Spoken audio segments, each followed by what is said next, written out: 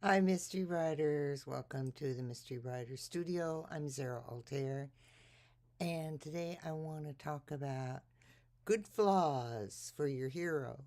And what exactly does that mean? So, everyone has flaws, and some are more appealing than others.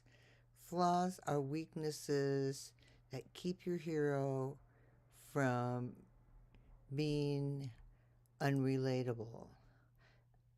In other words, your readers relate to your hero's flaws because they have flaws too. They may not be the same flaws, but they understand having flaws.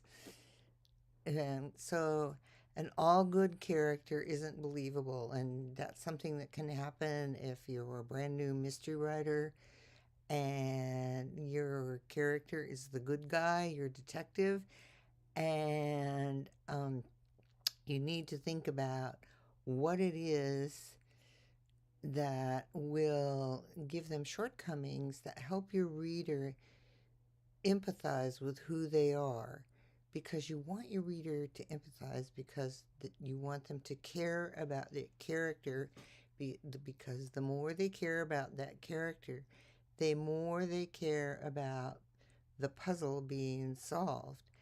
And you want them to follow your character for your 300 or so odd pages of your story. So without flaws, your character is either flat and uninteresting or just too good to be true. And either way, you won't capture your reader's interest enough for them to care and learn about your character's story. So, flaws and weaknesses in your character allow them to make mistakes and bad choices that lead to a compelling story, because those mistakes and bad choices lead to obstacles in solving the puzzle. A protagonist who never makes a mistake or gets scared or doesn't misread a situation may end up relying on outside forces to drive the plot, and you really don't want that to happen. That protagonist ends up as a reactive character, and the one thing you need for your main character is for them to be proactive. The things that happen are instigated by that character, all right? That's what leads to the story action, and so you don't want your characters to be flat. The other thing you want to do when you're thinking about the flaws for your character is make sure that it fits with your story. So, for instance, if your character can't cook and cooking isn't part of that story, it really doesn't matter that they can't cook, right? So, your character's weaknesses drive their mistakes, and the mistakes are what complicate the story. And if the flow doesn't fit in the story, that flaw, it will feel forced. It'll feel forced. It's like, oh, so readers are smart, remember? So readers understand when you just kind of plunk this flaw on a character because you know your character needs a flaw. That you need that flaw to actually integrate into the story and have consequences for your character within the story.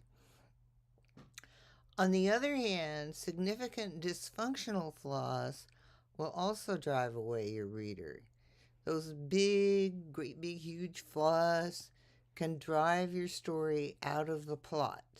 So, in a mystery, your detective's main role is to solve that puzzle, right? And that challenge takes precedence over any flaw that debilitates your detective's action. So, just like being too perfect, major dysfunction can be just too much. If, for instance, if you have a character who's always thinking about how she didn't relate to her father and they had some giant dysfunctional family, something, and if that starts to take over your story, you're taking your reader away from solving that mystery puzzle and Mystery readers are there to solve the puzzle. That's what they want. And yes, they want interesting characters, but they don't want a great, big, huge dysfunctional thing to drive them off course. So, what you want your character flaws to do is to make your readers worry about your hero, but know deep down inside that your detective is going to solve this problem. So you need to think about balance. You want to keep your reader guessing, and balancing your hero's redeeming qualities with their weaknesses gives you choices about their next action. So, say they made a mistake, and that mistake is based on their flaw. But on the other hand, it is their positive characteristics that help them get out of the situation they've created for themselves. And it also keeps the reader wondering when that character has to make a choice. And at the moment of choice, your character has the potential to make the right decision, but a flaw creates a high possibility for messing up. And, as your story progresses, and especially as you get into the third act of a four-act structure, your character is going to mess up in some big ways because they just aren't getting close to solving the puzzle. All right. So, how do you choose the flaws for your character? So, first of all, you have to understand your character and use their personality to choose flaws that fit with their character and the story. Remember the story, all right? So, fear is a strong motivator and relatable for your reader, and they also work in the story because fear leads to mistakes, wrong decisions, and what I call out of character behavior. And that gives you ample opportunity to add conflict. In other words, their fear is so overriding, for example, that even though your character is normally deliberate and considerate and thinks about everything that they do, the fear can lead them to, say, an unthinking action that screws up everything. All right. So, in a mystery, the fear does not need to be the thing your character must overcome to win, right? They need, because winning is solving the mystery. In fact, when your details line up to overcome the fear, your your story may once again feel too perfect by seeming convenient or coincidental, which is even worse.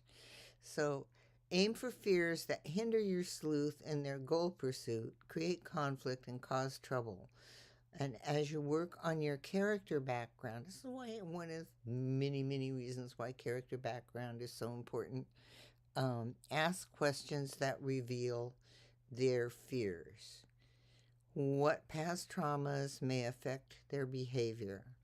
All right, so once again, as I said, you don't have to dwell on say the past trauma of character's relationship with their parent, but on the other hand, you want to make sure that that those fears don't override the story. All right. So something else you can think about is uh, what, just as I mentioned a minute ago, what irrational fear will hinder their normal activity. Do they have a secret fear that nobody knows about? And what is their publicly known fear? And what fears relate to the current problem that they have right now? And is there a fear caused by a plot problem? And is there fear drawn from internal conflict? So you have lots of ways to discover your character's fear, and the best way to approach this in your storytelling is to show that fear early in the story, so the readers know that they have this fear, because you're setting up your reader to question situations where their fear can cause failure later in the story. And your hero can overcompensate for mistakes made in fear and make more mistakes. So you have a lot to play with in creating those obstacles in your story. Um, Another flaw is personal prejudice.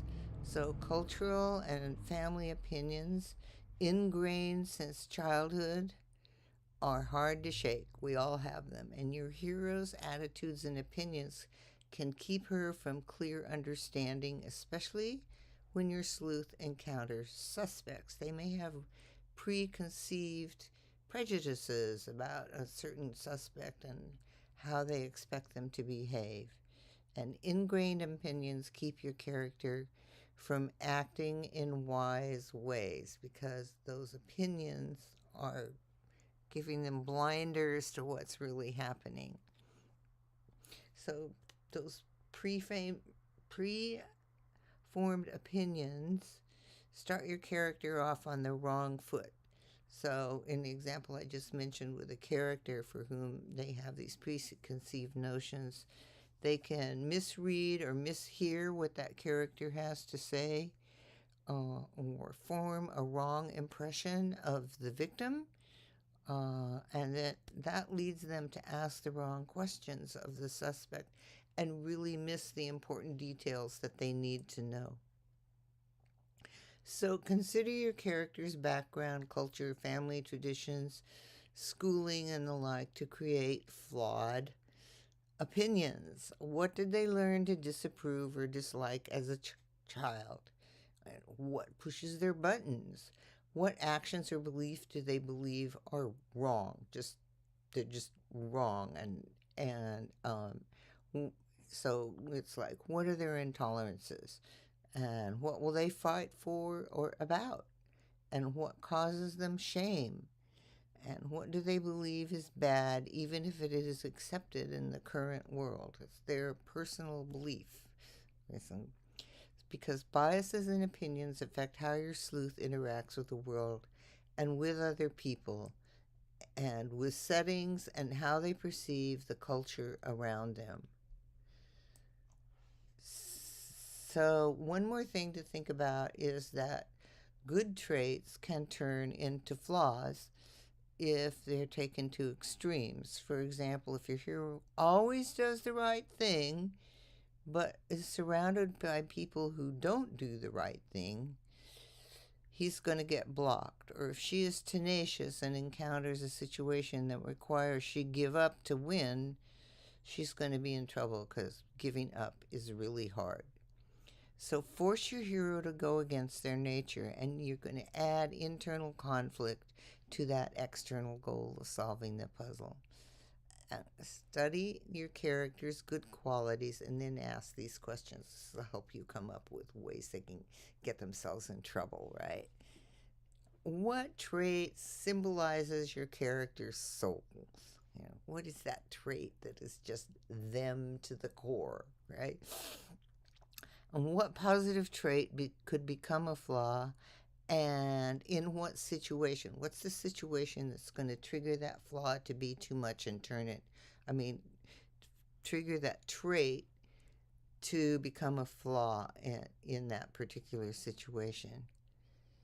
And how could a positive trait cause as many problems as it solves?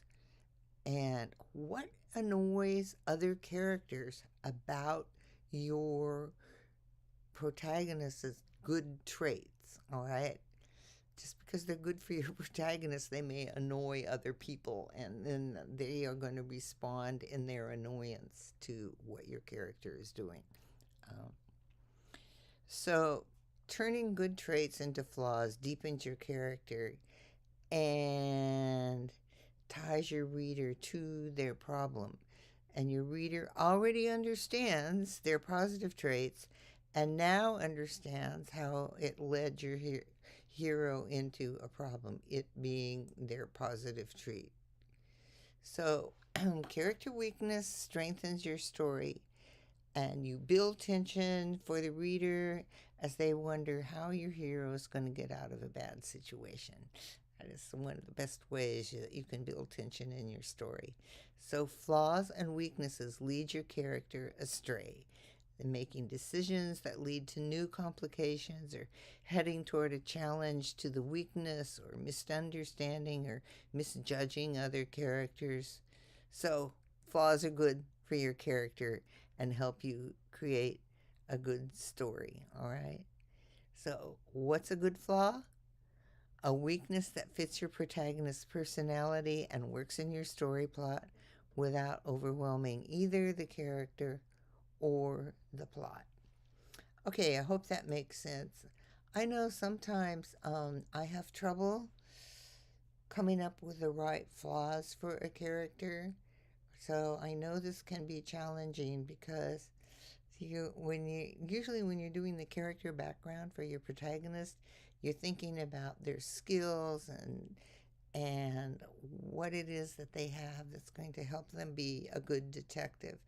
But you really need to spend as much energy and time and thought and exploration in discovering the flaws that are going to create the obstacles that make their abilities solve the puzzle more difficult. All right, thank you so much for being here. I hope that helps you think about getting the right character flaws for your protagonist. And as always, if you have any questions, feel free to ask them in the comments. Thank you so much for being here. Have fun writing your mystery, and I will see you next week.